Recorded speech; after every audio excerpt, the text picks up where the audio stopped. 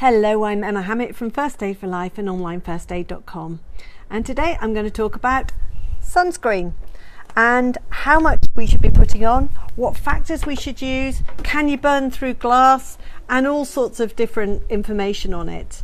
I've learnt loads researching this because I must admit I'm not always the best person at putting lots of sun cream on, but having read and researched an awful lot, I'm gonna look a bit more and probably be looking for a UVA and a UVB decent quality sun cream, and I won't always be going for the highest factor either, because that's not what is generally advised. It's the best thing to do. So first thing, how much should we be putting on? The key thing is that most of us are underestimating the amount that we should be putting on. Dr. Preeti Daniel from the London Doctors Clinic recommends a shot size glass to cover us, and the NHS recommend a full tablespoon is how much we should be using. If we're not putting enough on, you're actually not getting the full sun protection factor that you need. In fact, you might only be getting about half. We also are unlikely to be applying it regularly enough. So if we're sweating heavily, if we're swimming, if we towel down, we need to reapply the cream every 2 hours. Even if we're using a high quality water resistant cream, the advice is to keep reapplying it and do a decent amount. Now, what factor should you use? Well, the sun protection factor, the SPF, refers to the amount of protection that the sun cream gives from UVA.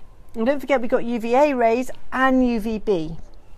The number refers to the number of times longer that you could normally stay in the sun without burning. So for example, if you're very fair skinned and you would normally burn within about 10 minutes, then an SPF 15 will give you 15 times longer. So in effect, if you've applied it properly, you can stay 150 minutes in the sun rather than 10. So that's good news.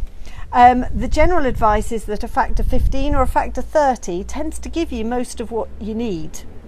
I know it's quite tempting to go for mega sunblock and things, and you know that is a good idea, particularly if you've had a tattoo or you've been prone to sunburn, or if you've got moles that you're worried about, or scar tissue, and for younger children too. But actually, you're not having a linear model in the amount of UV protection that you've got. SPF 15 will protect you from about 93%. SPF 30 will protect you from about 97%, and SPF 50 will protect you from about 98% of the rays. So it's not as linear. Even a 15 will protect you from an awful lot. So the 15 is relating to the amount of time you can spend related to your skin before you burn. It's all a bit complicated, but that is the advice. So things like a t-shirt, it will give you a little bit of protection, but only about an SPF 7, and this drops to about an SPF 3 if the clothing is wet. So that's why the advice is to wear the tight weave wide brimmed hat, sunglasses, to protect you properly. You can burn through glass. Now, glass will protect you from about 97% of the UVB and 37% of UVA. It's equivalent to about an SPF 30 ordinary glass. So you can still burn on a long journey. It is possible to do that.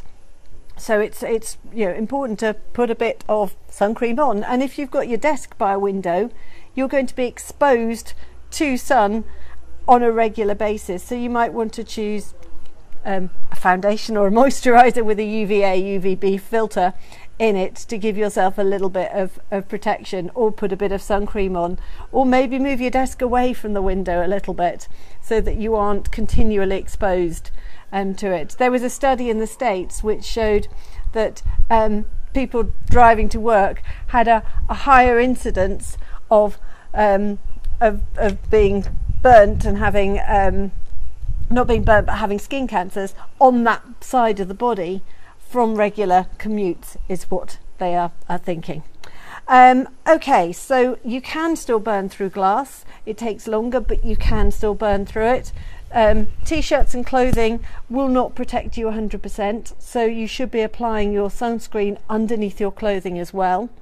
Remember to apply to your arms, legs, your ears, your forehead, your nose. Don't forget back of the neck, under nails, anything that doesn't get exposed as much. Make sure you're putting sunscreen on, and try and stay out of the sun between 11 in the morning and 4 in the afternoon. Check expiry dates. I know I've got bucket loads of old sunscreen because you never seem to finish it all, and you always seem to buy too much. So make sure that you have a clean out, and they should be thrown out every 2 to 3 years. So I'm certainly going to be filling our bin with some old bottles that are a lot older than that. If you are sunburnt, cool the affected area under tepid water for at least 10 minutes. So you can get into a tepid shower or repeatedly apply cool wet towels for about 15 minutes. When the area's cool, neat aloe vera gel is fantastic. So if you're somewhere exotic and you can just snap off a bit of aloe vera and wipe the gel straight on you 100%, then that is ideal. Otherwise, get as pure as you can from a health shop and have that. It is better, I think, than any of the after sun creams that you can buy, which have an awful lot of additional chemicals in them. Drink plenty of water, rehydrate, paracetamol or ibuprofen for any pain, and if it's a child that's been sunburnt, get them seen by a health professional. If you're sunburnt, you're also quite likely to have developed heat exhaustion and got dehydrated as well. I can see somebody leaving me a message saying bottles have to go in the recycling bin, empty them first and rinse them. Absolutely right. So thank you very much, Rosa, for that comment. Yes, I will be recycling my sunscreen as well. So I hope that's been helpful. That's Emma Hammett from First Aid for Life and onlinefirstaid.com.